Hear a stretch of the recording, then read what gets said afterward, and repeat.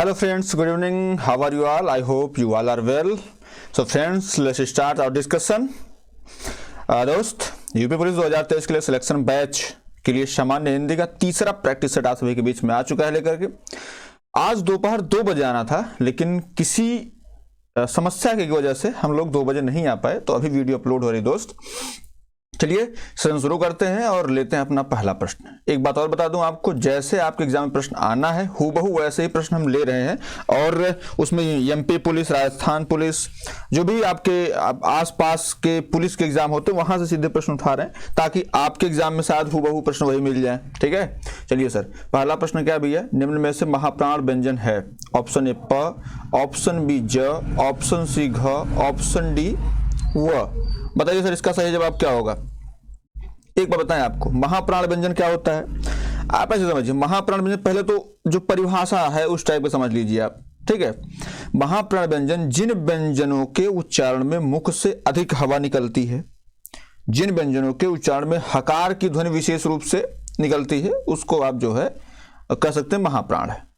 आप ऐसे समझिए, आपको पता है अगर इस प्रकार से देखा जाए तो एक होता है अल्प प्राण, एक होता है अल्प प्राण और एक होता है आपका महाप्राण।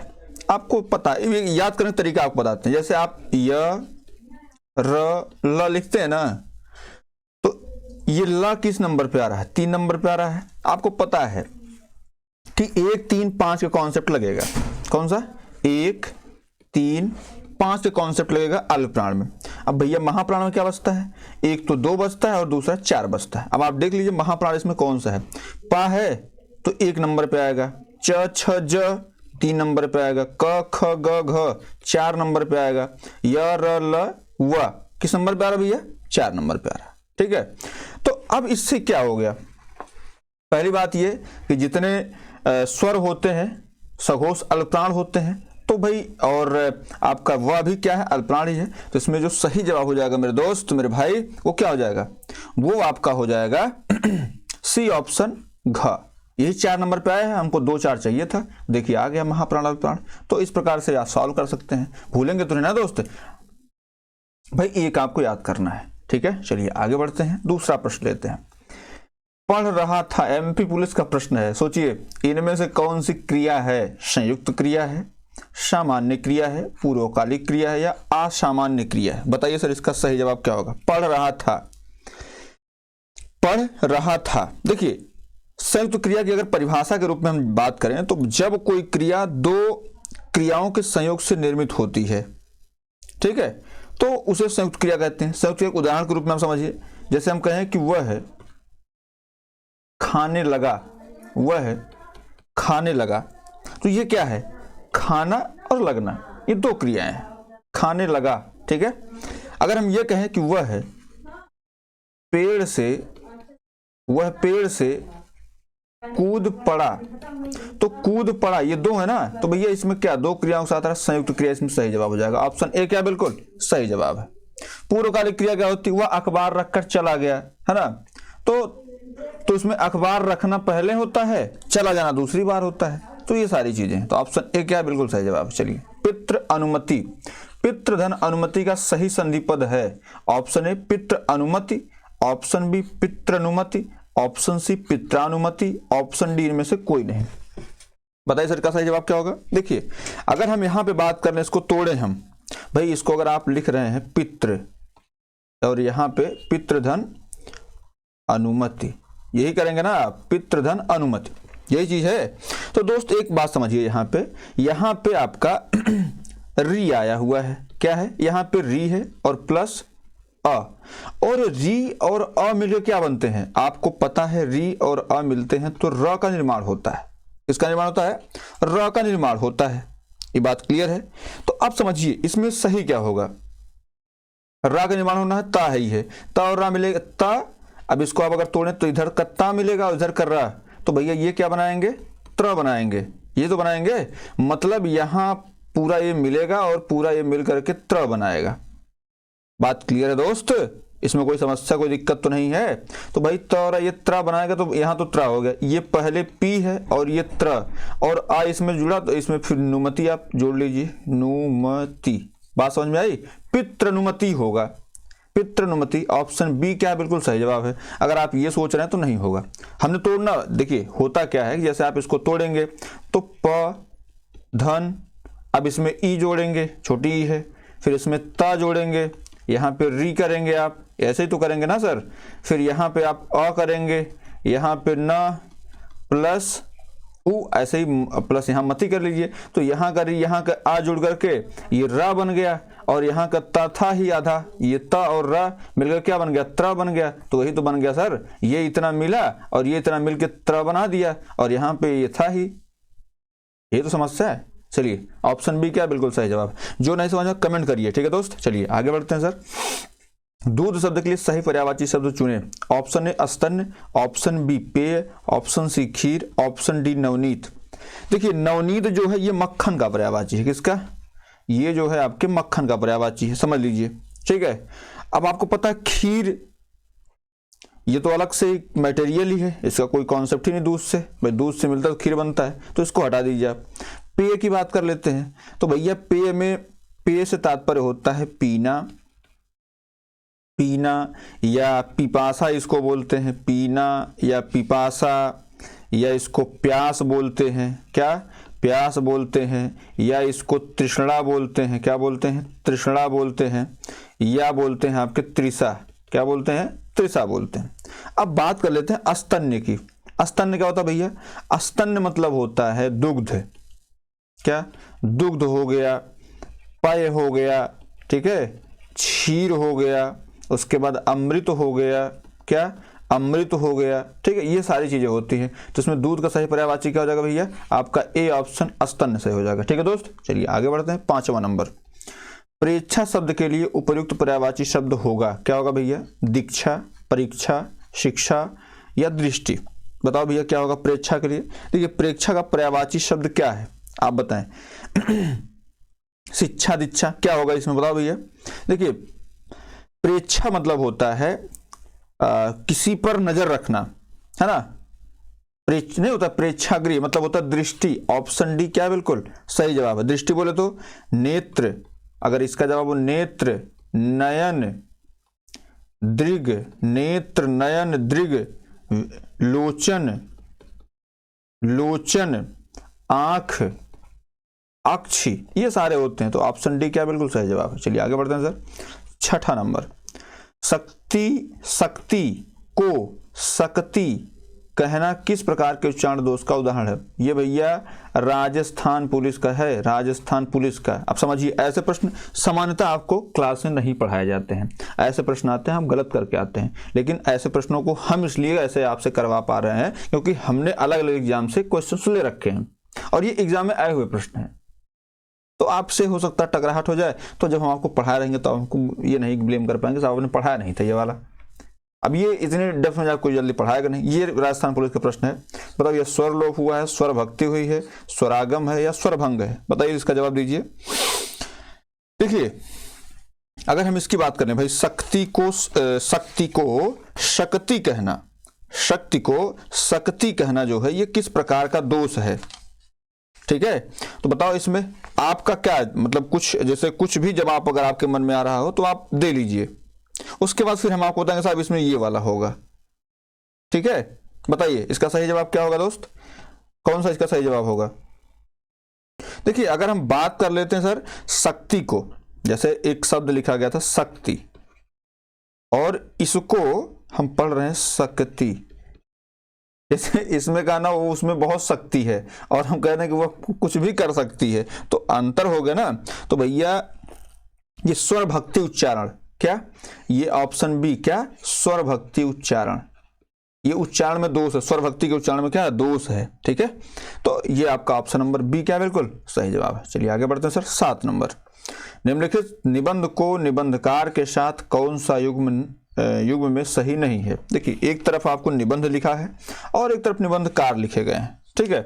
तो बताया सर इसमें सही जवाब क्या होगा। देखिए अगर हम बात करें पगडंडियों का जमाना, कुबेरनाथ राय, ऑप्शन बी रसात्मक बोध के विविध रूप, आचार्य रामचंद्र शुक्ल, ऑप्शन सी मेरी राम पर मुकुट भीग रहा, मेरे राम का मुकुट, यहाँ पे मेरे राम का मुकुट भूंग रहा श्रीनिवास मिश्र, ऑप्शन डी विवाह योग गुलाब राय। बताइए इसका सही जवाब क्या होगा सर। देखिए इसका सही जवाब जो होगा, जैसे पगडंडियों का जमाना, ये तो भाई कुबेर नाथ जी ने ही लिखा है, ये तो बिल्कुल बात सही है। रसात्मक बोध के विविध रूप आचार्य रामचंद्र शुक्ल, बिल्कुल सही बात है। ठीक है, मेरे राम का मुकुट भीग रहा है, श्रीनिवास मिश्र, ये भैया थोड़ा सा गलत है, श्रीनिवास नहीं होगा, इसमें जो सही जवाब है वो है विद्यानिवास मिश्र। क्या? विद्यानिवास मिश्र जो है ये बिल्कुल सही जवाब है। तो इसमें अगर इस प्रश्न के हिसाब से देखें तो आपका ऑप्शन नंबर सी क्या है, बिल्कुल सही जवाब है। चलिए आगे बढ़ते हैं सर। 8वां नंबर क्या भैया, भारतीय वृत्ति का संबंध किस रस से है। अब आप कहेंगे साहब ये वाला कहां से आ गया, लेकिन जब ये आएगा तब आप कहेंगे अरे साहब ये आपके एग्जाम के लेवल का ना भाई, राजस्थान एमपी पुलिस हमने उठाया प्रश्न, जो मतलब 10+2 लेवल के एग्जाम, वहीं से हमने प्रश्न उठाए हैं। भारतीय वृत्ति का संबंध किस रस से, वीर रस से है, विभत्स से है, अद्भुत से है या हास्य से है। तो भैया आप समझ लीजिए भारतीय वृत्ति का संबंध जो है ये अद्भुत रस से है। किससे है? अद्भुत रस से है। चलिए आगे बढ़ते हैं, 9वां प्रश्न लेते हैं। जहां बिना कारण के कार्य का होना पाया जाता है वहां कौन सा अलंकार होता है? विरोधाभास होता है, विभावना होता है, वक्रोक्ति होता है या इनमें से कोई नहीं। बताओ भैया इसका सही जवाब क्या होगा। वक्रोक्ति मतलब ऐसे समझिए, वक्र की उक्ति मतलब हम उक्ति का वक्र मतलब हम कहें कुछ और कुछ समझे, जैसे हम कहें कि बाहर काला खड़ा है, काला हो सकता कोई व्यक्ति हो, लेकिन वो समझ रही, कोई जो अंदर कोई बैठा है वो समझ रहा हो काला मतलब जो भैंसा होता है वो खड़ा है ना, ऐसे तो वक्रोक्ति तो नहीं है भाई। बिना कारण बिना काम होना। विरोधाभास बोले तो जैसे हम दो चीज, जैसे राम जाते हैं और राम आते हैं, दोनों में विरोधाभास हो रहा है तो विरोधाभास वहां होता है। लेकिन विभावना मतलब बिना कारण के कार्य का होना, ऑप्शन बी बिल्कुल सही जवाब। जैसे बिनु पग चले, बिनु पग चले सुने बिनु काना। अब बताओ साहब, सुने बिनु काना, अब बताइए क्या बिना पैर कोई चल सकता है? क्या बिना कान कोई सुन सकता है? संभव है? नहीं संभव है। तो ये बिना कारण के कार्य का होना पाया जाता है, विभावना, ऑप्शन बी क्या बिल्कुल सही जवाब है। चलिए आगे बढ़ते हैं सर। 10वां नंबर बताओ भैया, रस सूत्र के जनक कौन माने जाते हैं? भरत मुनि, अभिनव गुप्ता, तुलसीदास, भट्टनायक। कौन होते हैं भैया रस सूत्र के जनक? किसे माना जाता है? तो भैया रस सूत्र के जनक जो है ये माना जाता है किसको? भरत मुनि को। ऑप्शन ए क्या है बिल्कुल सही जवाब है। देखिए भरत मुनि ने रसों की संख्या कितनी मानी, ये भी आपसे पूछ सकता है। तो भरत मुनि ने रसों की संख्या कितनी मानी? 8 मानी। जबकि काव्य में जो है रसों की संख्या कितना माना गया? 9 माना गया है। ठीक है। और अगर आपसे कोई पूछे भाई सर्वश्रेष्ठ रस कौन सा है, क्या सर्वश्रेष्ठ रस कौन सा है, तो भैया सर्वश्रेष्ठ रस की अगर हम बात करें ना तो ये आपका है श्रृंगार रस। कौन सा है? श्रृंगार रस। ठीक है। चलिए आगे बढ़ते हैं सर। 11 नंबर, संतो भाई आई ज्ञान की आंधी रे, पंक्ति में कौन सा अलंकार है? ऑप्शन ए उपमा, ऑप्शन बी अन्योक्ति, ऑप्शन सी रूपक, ऑप्शन डी अतिशयोक्ति। संतो भाई आई ज्ञान की आंधी रे, बताओ इसमें कौन सा है? देखिए सर, हम उपमा कब कहते हैं? जब तुलना होती है ना। अन्य के लिए जब युक्ति कही तो वो तो अलग बात है। अब इसमें आप समझिए, देखिए हमने क्या कहा है कि भाई जहां गुणों में अत्यंत समानता हो और उपमेय में उपमान का अभेद्य आरोप हो, वहां कौन सा होता है? रूपक होता है। तो संतों भाई आई ज्ञान की आंधी रे, ज्ञान की आंधी आ रही है। मैया मैं तो चंद्र खिलौना ली हूं,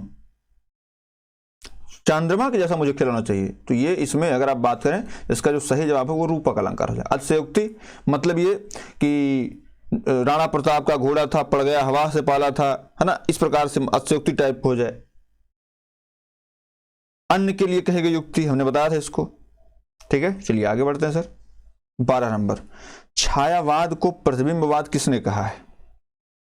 छायावाद को प्रतिबिंबवाद किसने कहा? नंदलाल वाजपेयी, रामचंद्र शुक्ल, रामविलास शर्मा, हजारी प्रसाद द्विवेदी। यहां से प्रश्न आता है जैसे रामचंद्र शुक्ल को लेकर के कि भैया रामचंद्र शुक्ल के छायावाद के प्रथम व प्रतिनिधि कवि कौन है? ये प्रश्न आ चुका है, आपके राजस्थान पुलिस का ही प्रश्न है रामचंद्र शुक्ल के अनुसार। तो बात करते हैं छायावाद के प्रथम कवि, अगर यहां बात कर लेते हैं। ठीक है। छायावाद के प्रथम कवि कौन है? सुमित्रानंद पंत है, प्रकृति के सुकुमार कवि जिनको कहा जाता है। तो छायावाद को प्रतिबिंबवाद अगर पूछा जाए किसने कहा है, तो भैया हाँ, ये कहा है आपके रामविलास शर्मा ने। किसने कहा भैया? रामविलास शर्मा ने जो है ये कहा है ना। तो इन्होंने जैसे रामविलास शर्मा छायावाद को प्रतिबिंबवाद कह दिया। तो इस प्रकार से बहुत सारी चीज़ें हैं, ठीक है। जैसे अगर यहाँ पे आपसे ये कहा जाए कि भाई अगर ये प्रश्न आपसे मैं पूछ रहा हूँ, छायावाद के प्रथम व प्रतिनिधि कवि रामचंद्र शुक्ल किसको मानते हैं?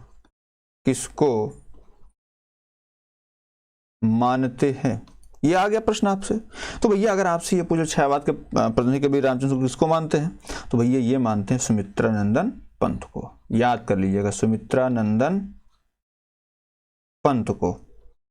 अगर हम आपके लिए इकट्ठा कंटेंट इतना कर रहे हैं तो जाहिर सी बात आपके हित के लिए कर रहे हैं, तो आप लोग थोड़ा सा लाइक कर दिया करें, शेयर कर दिया करें, सब्सक्राइब भी कर लिया करें, ठीक है दोस्त। चलिए, इसमें आपका इसका तो सही जवाब, लेकिन इसका अगर छायावाद का प्रथम कवि या प्रथम प्रतिनिधि कवि अगर पूछे रामचंद्र शुक्ल जी के अनुसार तो सुमित्रानंद पंत है। चलिए आगे बढ़ते हैं। 13 नंबर क्या भैया? रीतिकाल को श्रृंगार काल की संज्ञा किसने दी थी?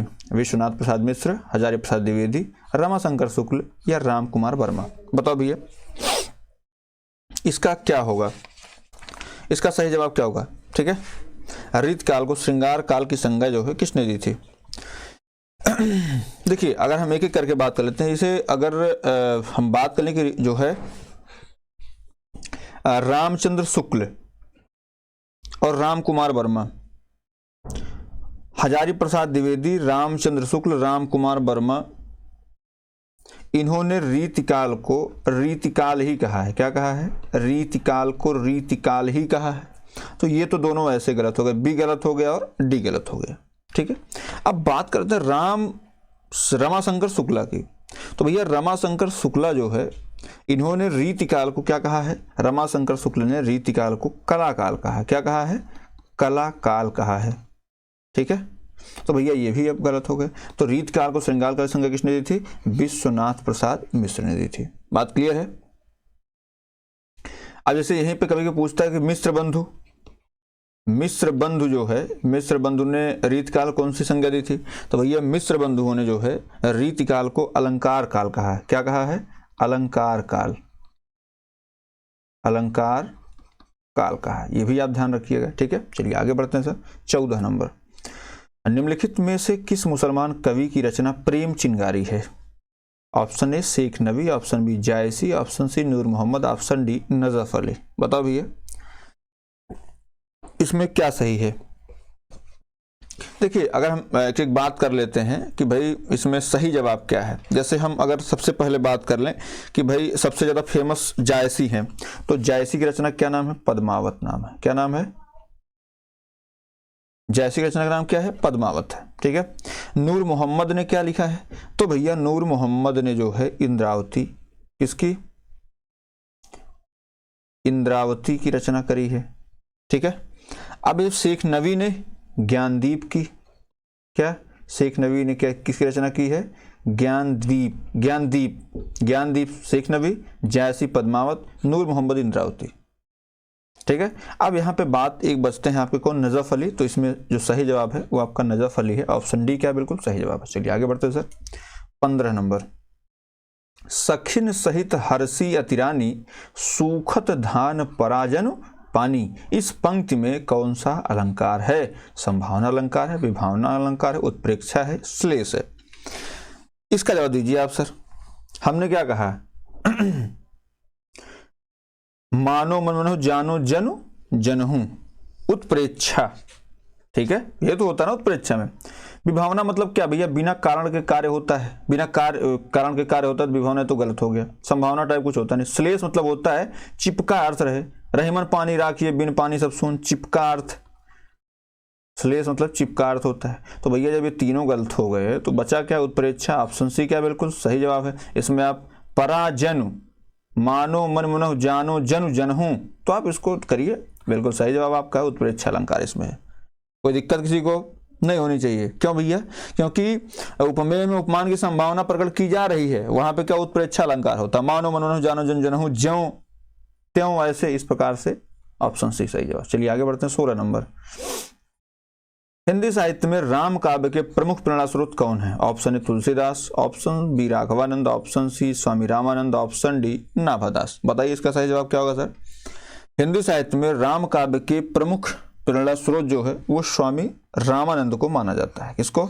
स्वामी रामानंद जो है ये प्रमुख प्रेरणा स्रोत हैं। और रामानंद का जन्म जो है वो करीब 1299 ईस्वी के आसपास प्रयाग में हुआ था। और उनके गुरु का नाम जो था, रामानंद के गुरु जो थे वो थे राघवानंद। कौन थे? राघवानंद थे। बात क्लियर है? रामानंद के गुरु कौन थे? राघवानंद थे। ये राम भक्ति शाखा के रूप में ये आचार्य भी थे। और उन्हीं के प्रेरणा से मध्य युग तथा उनके अनंतर प्रचुर राम भक्ति साहित्य की रचना हुई। ठीक है दोस्त, तुलसीदास चक्कर में मत पड़िएगा, इन्होंने रामचरितमानस की रचना करी है। ठीक है दोस्त। चलिए इसमें जो राघवानंद हैं ये इनके क्या है भाई? इनके गुरु हैं। ठीक है, नाभादास, तुलसीदास, ये आगे पढ़ेंगे हम लोग। ऑप्शन सी क्या बिल्कुल सही जवाब है। चलिए आगे बढ़ते हैं। निम्नलिखित में से कौन सा संयुक्त स्वर है? ऑप्शन ए ऐ ओ री, ऑप्शन बी ए ऐ ओ, ऑप्शन सी आ ऐ औ, ऑप्शन डी ए ऐ ओ औ। बताइए सर इसका सही जवाब क्या होगा? देखिए अगर हम संयुक्त स्वर की बात कर लेते हैं सर, संयुक्त स्वर ऐसे तो अगर हम बात करें कि भाई एक तो स्वर होते हैं, एक दीर्घ स्वर होते हैं और एक होते हैं संयुक्त स्वर। तो संयुक्त स्वर बेसिकली होते तो तीन ही हैं, इसमें कोई दो राय नहीं है। ठीक है, चार जो है, जैसे अगर यहाँ बात कर लेते हैं तो स्वर एक होता है जिससे सामान्य स्वर, या इसको ह्रस्व स्वर बोलते हैं, एक ह्रस्व स्वर होता है, एक होता है दीर्घ स्वर, और एक होता है आपका संयुक्त स्वर। क्या? संयुक्त स्वर। ह्रस्व स्वर में कौन आते हैं भैया? छोटा अ, छोटी ई, छोटा उ और री, ये आपके ह्रस्व स्वर में आते हैं। अब इन्हीं का जो बड़ा हो जाता है, कैसे? बड़ा आ, बड़ी ई, बड़ा उ, बड़े आ, बड़ी ई और बड़ा उ। ठीक है, अब समझिए और क्या होता भैया। अब जैसे आ और ई मिले तो ये हो जाते हैं आपके, जैसे आ और ई ये मिले तो क्या हो जाते हैं भैया? ये हो जाते हैं ए। अब यहीं पे आ और ए मिले तो ये हो जाते हैं आपके अय। ठीक है, ये अय हो जाते हैं। फिर यहाँ पे आ और उ मिले तो ये हो जाते हैं ओ, और यहीं पे आ और ओ मिल जाए तो ये हो जाते हैं ओ। अब देखिए बात कर लेते हैं, अगर आपसे ह्रस्व स्वर पूछेगा तो कितने बताएंगे? 4 बताएंगे। दीर्घ स्वर कितना बताएंगे? 3 बताएंगे। 4 3 7। और संयुक्त व्यंजन कितने हैं? 4 हैं। 7 4 11। अगर आपसे कोई पूछे कि स्वरों की संख्या कितनी होती है, स्वरों की संख्या तो ये होती है 11। और यहीं पे अगर हम बात कर लेते हैं मात्रा के आधार पर, तो मात्रा के आधार स्वरों की संख्या कितनी होती है भैया? 10 होती है। बात क्लियर? क्योंकि ये जो आ है इसकी मात्रा नहीं ली जाती दोस्त। तो अगर आपसे यहाँ पे पूछा हुआ संयुक्त स्वर कितने होते हैं तो आप कितना बताएंगे? 4 बताएंगे। दीर्घ स्वर कितने होते हैं? 3 होते हैं। ह्रस्व स्वर कितने होते हैं? 4 होते हैं। बात क्लियर दोस्त? अब यहाँ से पूछा क्या है, संयुक्त स्वर कौन कौन से है? तो एक तो आपको ए देखना है। ए है किसी में क्या? ए इसमें भी है, ए इसमें भी है। तो भैया आ दिखा है तो ये तो गलत हो गया, आ इसमें होता है। इसमें बड़ा आ दिख गया, ये दीर्घ स्वर है, ये भी गलत हो गया। अब यहाँ पे ए अच्छा री दिख गया, ये भी गलत हो गया। अब ये देखिए ए ऐ ओ और औ, ये चारों ऑप्शन जो है बिल्कुल सही है। ठीक है दोस्त, तो आपका डी ऑप्शन सही है। पूरा समझ में आ गई बात? देखिए अब जब मुझसे आप पढ़ रहे हैं तो मेरी ये बिल्कुल मेरा उत्तरदायित्व है कि मैं आपको कंप्लीटली पढ़ाऊँ, ऐसे बस ऑप्शन टिक करके आगे नहीं बढ़ जाऊँ। ठीक है, चलिए आगे बढ़ते हैं। 18 नंबर। मानक हिंदी का आधार क्या है? Option A Khadi Boli, option B Apabhramsha, option C Purviya Hindi, option D परिनिश्चित हिंदी। बताइए इसका सही जवाब क्या होगा? देखिए अगर हम इसकी बात कर देते हैं कि भाई मानक हिंदी का आधार जो है वो हमेशा से कौन रही है? खड़ी बोली रही है। कौन सी रही है? खड़ी बोली रही है। ठीक है, मानक हिंदी का अभिप्राय है आदर्श, श्रेष्ठ अथवा परिनिष्ठित। ठीक है, मानक हिंदी, तो इसका अर्थ ही यही है, तो ये तो ऐसे ही गलत हो जाता है। भाषा का जो रूप उस भाषा के प्रयोक्ताओं के अलावा अन्य भाषा भाषियों के लिए आदर्श होता है, जिसके माध्यम से वे उस भाषा को सीखते हैं, जिस भाषा रूप का व्यवहार, पत्राचार, सरकारी कामकाज एवं सामाजिक सांस्कृतिक आदान प्रदान में समान स्तर पर होता है, वह उस भाषा का मानक रूप कहलाता है। बात क्लियर है? अब तो आप भूलेंगे नहीं ना दोस्त। तो ऑप्शन एक क्या, बिल्कुल सही बात है। हम अपने विचारों का आदान प्रदान कैसे करते हैं? खड़ी बोली के माध्यम से करते हैं। ठीक है, चलिए आगे बढ़ते हैं। पूर्वी हिंदी विकसित हुई है। ऑप्शन ए पिशाची अपभ्रंश से, ऑप्शन बी अर्धमागधी अपभ्रंश से, माफ करिएगा अपभ्रंश से, सौरसैनी अपभ्रंश से, या मागधी अपभ्रंश। इसका जवाब दीजिए। देखिए अपभ्रंश जो भी चीजें हैं, जैसे अगर हम यहाँ इस पे बात करें कि भाई अपभ्रंश में कैसे क्या विस्तार हुआ है, तो हम आपको डीपली बताएंगे जाकर के। ठीक है, देखिए अगर हम बात कर लेते हैं हिंदी की उपभाषा की, तो आपको पता है, जो पूरा थोड़ा सा समझ लेंगे आपका, हिंदी की उपभाषा। ठीक है दोस्त, हिंदी की उपभाषा की बात कर लेते हैं। तो आपको पता है एक होती है आपकी पश्चिमी हिंदी। कौन सी हिंदी? एक होती है पश्चिमी हिंदी। उसके बाद दूसरे नंबर पे आती है आपकी पूर्वी हिंदी। कौन सी आती है? पश्चिमी हिंदी और पूर्वी हिंदी दूसरे नंबर पे आती है। ठीक है दोस्त, और तीसरे नंबर पे आती है आपकी बिहारी। क्या आती है? बिहारी। तीसरे नंबर बिहारी आती है, सुनिएगा अच्छे से। ठीक है, बिहारी आती है।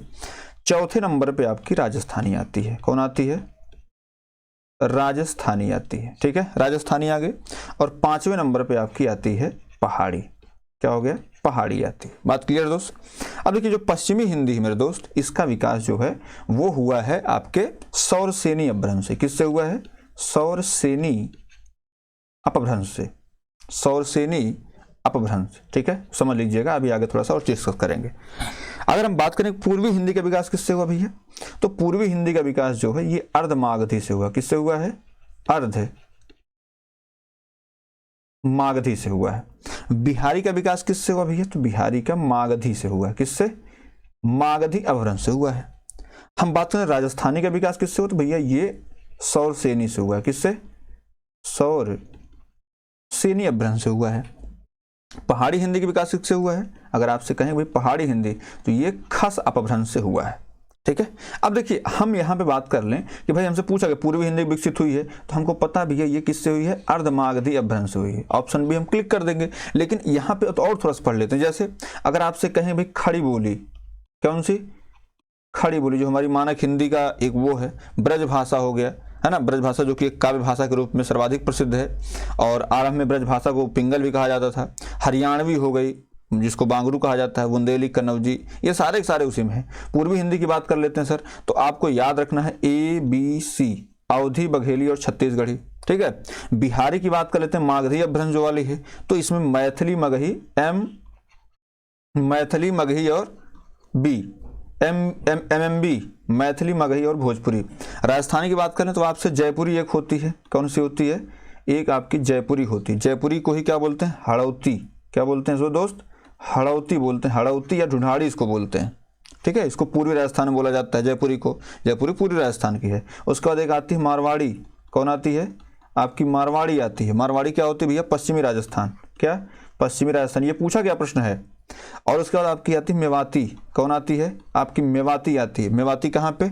उत्तरी राजस्थान। क्या? उत्तरी राजस्थान। और उसके बाद आती है आपकी मालवी। क्या आती है?